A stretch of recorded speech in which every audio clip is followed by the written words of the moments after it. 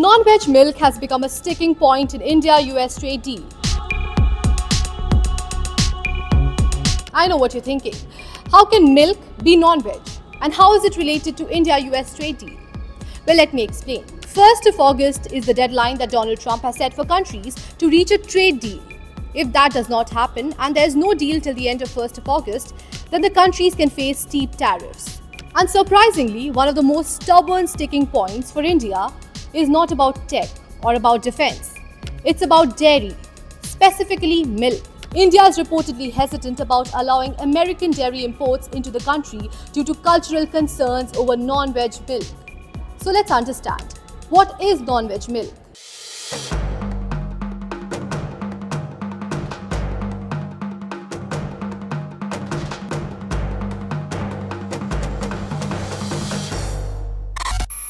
In simple terms, it refers to milk produced by cows that are fed animal-based products, things like meat, blood, bone meal, or even the remains of other animals. Shocking, right? Well, reports suggest that in the US, it's fairly common for dairy cows to be given feed that includes parts of pigs, chicken, fish, and even horses. In some extreme cases, remnants of cats and dogs have also been found in commercial animal feed. So cows in the US are also allowed to consume pig or horse blood as a protein supplement. All of this is part of a standard commercial feed practice in many places. This is legal, regulated, and routine. But in India, this is completely unheard of and unacceptable. Cows here are typically fed a strictly vegetarian diet, not just because it's cheaper or simpler, but because it's tied to deep-rooted cultural and religious beliefs. Nearly 38% of India's population identifies as vegetarian, one of the highest in the world. And for many communities, especially the Hindus, the cow is sacred. So milk, ghee, curd, these aren't just food items. They are used in religious rituals, temple offerings, and pujas. It's spiritual. So imagine the outrage if the milk used in a sacred ceremony comes from a cow that has been fed animal remains. That's why India has drawn a clear red line in these trade talks. India has said that it will only consider US dairy imports if they come with a strict certification. That is a proof that the cows have not been fed any animal-based product. No meat, no blood, no fish, only plant-based feed. The US, on the other hand, sees this as a problem. They are calling it an unnecessary trade barrier. In fact, the US even raised the issue at the World Trade Organization.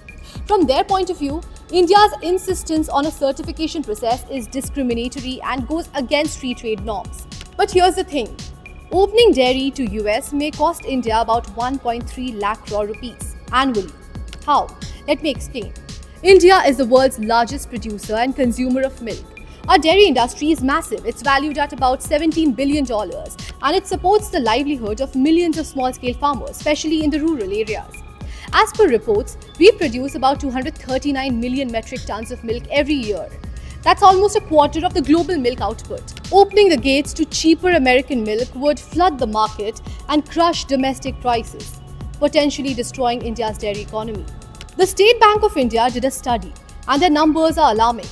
The report estimates that India could lose about 1.3 lakh crore rupees every year if we allow unrestricted US dairy imports. That's a huge hit, not just for the farmers, but for our entire rural economy. The dairy sector contributes about 2.5 to 3% to India's overall gross value added. That's about 7.5 to 9 lakh crore worth of economic value. It's not a small issue. India's resistance to opening its dairy sector to US imports amid trade talks is not just economic. Opening up the sector to cheap dairy imports from the US also defies the cultural, religious, and dietary convictions of a majority of Indians. As both nations push for a broader deal, the divide over non-veg milk is proving to be the toughest bridge.